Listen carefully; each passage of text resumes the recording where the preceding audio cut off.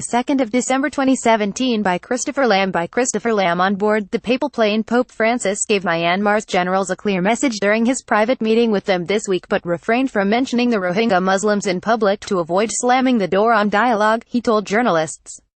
The 80-year-old pontiff was speaking to reporters on board his plane flying back from a 6-day South Asia trip that has been dominated by the Rohingya humanitarian disaster, described by the United Nations as a textbook case of ethnic cleansing. While in Myanmar, where military forces have driven out close to 1 million of the ethnic groups, the Pope was criticized for not explicitly mentioning them by name during his public speeches. But Francis told reporters that he said what he had to say in private and adopted a diplomatic approach in public. That meant not mentioning the R-word, something which is heavily contested in Myanmar. His trip is one that would have severely tested the most skilled international diplomatic complex geopolitical cocktail of a humanitarian crisis, a ruthless military regime accused of ethnic cleansing, and a desperately poor country trapping with an influx of up to 1 million refugees. While the country formerly known as Burma is transitioning to democracy under the leadership of Aung San Suu Kyi, the military still retain the real power. Just hours after the Pope landed in Yangon, there was a request from the country's top general to see Francis. The general asked to speak and I received him. I never shut the door. Who wants to talk comes. One can't lose anything by talking. You can only gain, he told reporters. It was a good conversation. I can't talk about it because it was private, but I did not negotiate the truth. I made sure he understood that old ways are not viable nowadays. It was a good meeting, civilized. He received the message.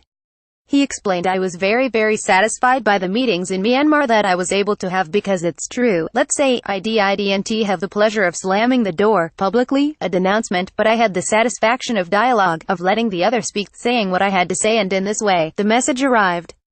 Unusually, the hour-long press conference focused almost exclusively on questions about his visit without broadening out into other areas. This came about following an unusual intervention from the Pope where he asked if anyone else wanted to ask about the visit, leading to a flurry of hands going up and meaning there was only time for one non-trip related question. When it comes to dealing with military regimes, Francis has first-hand experience, having been leader of the Jesuits in Argentina when the junta were waging their brutal dirty war. And while the world knows him for his freewheeling, open style, the Pope who knows how to walk diplomatic tightropes and when to choose his words carry. His refusal to use the word Rohingya in Myanmar was also tacit support for Aung San Suu Kyi, the Nobel laureate who has been heavily criticized for not doing more during the crisis and who also refuses to use the R-word. In the press conference, the Pope refused to offer any negative judgment on her. She was criticized for not having gone to Rakhine province, from where the Rohingya come from. In the end, she did go there for half a day, more or less, but in Myanmar it's difficult to judge a criticism without asking first whether it was possible to do something like that, he said. Myanmar is a developing country, in transition. Politically speaking, that's why possibilities need to be evaluated. Judge also under this point of view. At the same time, Francis made it clear he feels the pain of the Rohingya deeply, saying that when he met a group of them at an interfaith prayer gathering in Dhaka, he was crying. He also bristled at a question by one reporter who asked why, after not mentioning them in Myanmar, he apologized to them during his encounter. It was here that he used the word Rohingya for the only time on the trip. Yesterday wasn't the first time, several times in public from St. Peter's Square at an Angelus with the audience I mentioned them, he said. Your question is interesting because it makes me reflect on how I try to communicate. For me, the most important thing is that the message arrives. He suggested that denunciations by the media, you who are specialists in delivering the news, produces the result of closing the door on dialogue. Pointing out that the Rohingya have been designated as the most persecuted religious ethnic minority on earth at this present time, the Pope said this is a point one must go back to and make reparation. He went on, from that point one must dialogue, one step then another step. Maybe half a step backward, another step forward. It will not be easy, but with dialogue, never with punishment, never with war. Away from South Asia, Francis explained he had recently condemned the possession of nuclear weapons due to the world's irrationality. This was in response to a question which pointed out that in 1982 John Paul II argued that it was morally acceptable to possess nuclear weapons, with Francis being asked what had changed since then. Irrationality is what has changed, he said. Because today, with such sophisticated nuclear arsenals, we risk the destruction of humanity, or at least a big part of it.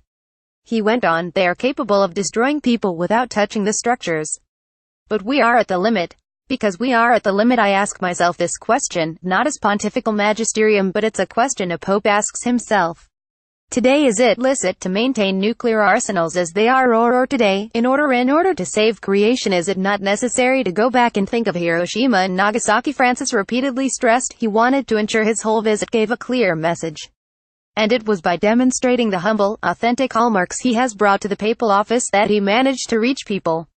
Upon arrival at the airport in Dhaka, he bowed in front of the Bangladesh flag while designated himself simply as Roman Catholic bishop in a visitor's book at a shrine to those who died for Bangladeshi independence. Both these acts also symbolized his appreciation of Bangladesh's generous sacrifice in welcoming of hundreds of thousands of Rohingya despite the country being heavily overpopulated. For a poor and small country, they received 700,000. I think of countries that closed their doors, he said. We have to be grateful for the example that they gave us. Photo: Pope Francis answers questions from journalists aboard his flight from Dhaka, Bangladesh, to Rome December 2nd. Also pictured is Greg Burke, Vatican spokesman. CNS photo: Paul Herring.